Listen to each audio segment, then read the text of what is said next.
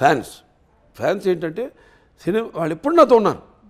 ఎప్పుడు ఏదైనా నేను దుఃఖాలు కష్టాల్లో ఉన్నప్పుడు నా కష్టాన్ని వాళ్ళ కష్టంగా నాతో పాటు పంచుకుంటారు. సరే ఆనందానికి ఇక వాళ్ళకి అదుపు లేదు. కానీ ఏంటంటే మెయిన్గా ప్రజలు జనం మన తెలుగు వాళ్ళని నిజంగా చేతులెత్తి వాళ్ళకి నా ధన్యవాదాలు తెలియజేసుకోవాలి. ఎందుకంటే ఎప్పుడు ఏది కొత్తదనం ఇచ్చినా వాళ్ళు దాన్ని ఆస్వాదిస్తారు. ఏ కొత్తదనం ఇచ్చినా మనం ఇవ్వాలి. మందే ఏదైనా ఉంటే తప్పు మనలోనే ఉంది కానీ లోపం వాళ్ళలో ఎప్పుడు లేదు. అది నాన్నగారి నుంచి కూడా చూసుకుంటే మీరు ఆయన ఎప్పుడో ఒక 20 సంవత్సరాలు ముందు ఆలోచించి సినిమాలు చేస్తూ ఉండేవారు. ఆయన ఎప్పుడైతే ఇండస్ట్రీ ఒకే పందాన్ని వెళ్తాందో టక జనం మారుతున్న జనానికి ఆయన first is the only hero in the country who commercialize the industry. Commercialize చేశారు టోటల్గా ఇండస్ట్రీని. కమర్షియలైజ్ చేసి ఆయన వాచకం, ఆయన ఆంగికం, ఆయన ఆహార్యం అంతా మార్చేసి జనాన్ని మెస్మరైజ్ చేసేసి జనం ఏం కావాలనుకుంటున్నారు కంటే కూడా ఇది ఇక ఫ్యూచర్ అని ఒక మార్గం చూపించారు ఆయన. ఇండస్ట్రీకి ఒక మార్గం చూపించారు ఎన్టీఆర్. సో జనం అందుకే ఎప్పుడు అంటుంటారు జనం ఉంటే ఇక్కడి నుంచి రావాలి. అది నాకున్న జ్ఞాన సంపదలో బ్రాహ్మణుడిని, ఐశ్వర్యాన్ని, వైశ్యుడిని, మంచికి మాలని వంచిస్తే ఎదురు తిరిగే మాదిగని, కష్టాన్ని నమ్ముకున్న కమ్మరిని, కొమ్మరిని, కంసాన్ని, రజ్జుకుని, నాయ బ్రాహ్మణుని, కల్లుగిత కార్మికుడిని, కల్మషంలోని యాదవుడిని, ఆపదలో ఆదుకునే వెలమని, వ్యక్తిత్వంలో రాజుని, అమ్మను మరిపించే కమ్మని, పౌరుషంలో రెడ్డిని, భుజబలంలో కాపుని అని. సింపుల్. నాకు ఫ్యాన్స్ అందరూ నా ఫ్యాన్సే. పార్టీలకి కులాలకి అతీతంగా నాకు అవన్నీ నేను ఎప్పుడు అంటుంటాను. ఏ సినిమాకైనా భాషా భేదం కానీ, ఆడమగ తేడా కానీ, పండిత పామరాది పట్టుబిడుపులు కానీ, లేకపోతే ధనిక దారిద్రాది తారతమ్యములు కానీ, లేకపోతే దురభిమానులని అడ్డకట్టలు నాకు ఉండవు. అది నేను సంపాదించిన ఆస్తి. సూపర్.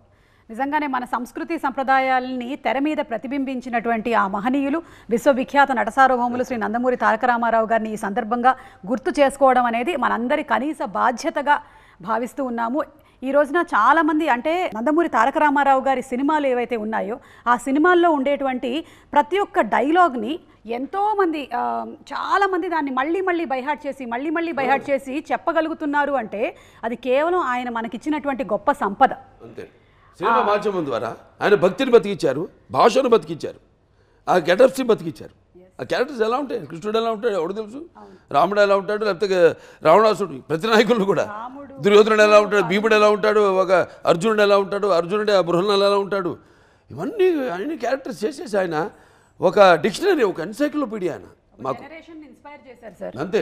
ఒక జనరేషన్నే కాదు రానున్నటువంటి ఎన్నో తరాలని ఇన్స్పైర్ చేశారు. ఇప్పుడు మేమన్నా బట్ట కట్టాలన్నా ఏదో సినిమాలో ఒక క్యారెక్టర్లోకి వెళ్ళాలన్నా క్యారెక్టర్ భాష నుంచి కూడా ఆ విరుపులు ఇప్పుడు అలాగే గెటప్ కావాలంటే ఒక గంటనే మనం చూసుకోవాల్సిందో సినిమా చూసుకొని దాన్ని దింపేయాల్సిందే. మనమే కష్టపడక్కర్లా. ఆయన ఇచ్చేశారు ఒక డిక్షనరీ. ఆయన ఈజ్ ఎన్సైక్లోపీడియా. అందులోనే ఇప్పుడు ఈ డాకు మహారాజ్ అనుకోండి, నేను ఆదిత్యకి ఇన్స్పిరేషన్ ఎవరు, మళ్ళీ దానికి ఒక సర్దార్ పాపారాయుడు ఉంది. అదేదో నేను చేసేసాను దాన్ని మేము మళ్ళీ ఇన్స్పైర్ ఏం కాదు. నేను ఎందుకు ఆదిత్య ఇన్స్పైర్ అయింది, ఏ గెటప్ అయితే ఎట్లా ఉంటే అంటే ఒక గెటప్ ముందు సంగీతం శ్రీనివాసరావు నేను మాట్లాడుకున్నప్పుడు అలాంటిది ఆ పాపారాయుడు లాంటిది ఉంటే బాగుంటుంది అనుకున్నాం. అంతే. పంచుకోవడం generation. Shraddha, I think you should watch all of NTR Garu's films. They are so inspiring, so rich in culture and so rich in the language. I have been inspired so much by N.T. Ramarao Garu's films. I have learned so many of his dialogues, because of which me, even though being born as a Malayali, I could learn Telugu ante aa dialogue nenu chaala practice chesanu. So that really inspired me to actually pick up the language so very well. అందులోనూ చాలా కష్టమైన పదాలమ్మా, అవి easy పదాలు కాదు. వాటన్నిటినీ మనం పలకగలిగామంటే ఎలాంటి డైలాగులైనా మనం పలకగలుగుతాము. అండ్ ప్రజ్ఞ, మీరు అఖండ సినిమాలో చేసినప్పుడు I think you were the only heroine కదా, కానీ ఈ సినిమాలో other than you there are 2 other heroines. ఒకవేళ మీరు ఈ క్యారెక్టర్ కనుక పోర్ట్రే చేయకుండా ఉండుంటే ఈ 2 క్యారెక్టర్స్లో మీరు ఏది చేయడానికి ఇష్టపడేవాళ్ళు? ఊర్వశి గారి క్యారెక్టరా, శ్రద్ధ గారి క్యారెక్టరా? Actually, yes. See, in Akhanda, I was the IAS officer. Yes. I was the mother. Yes. I had the glamour, means I had the song. Everything I only was doing. So tough competition. Here in this film, It's divided between 3 girls. Oh, Bobby garu Well said, well said. Actually, 4 girls. 4 girls. Baby. No, there I had one baby. It's okay. Baby's Yeah. character I don't want. Okay.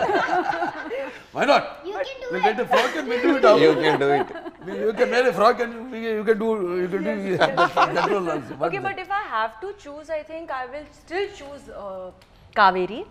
Because I feel now, if audience has seen me play all of those roles in Akhanda, and being Bala sir's, love interest or wife or partner in the film, I can't be a sister. Oh shit, can I say that? It's okay. Yeah. I can't be the Yeah, sister yeah, now. dialogue ఉంది కదా, అద్భుతం After dialogue, being a hospital. wife and girlfriend, I మరొక can't play జన్మను sister ఉంటుంటే character.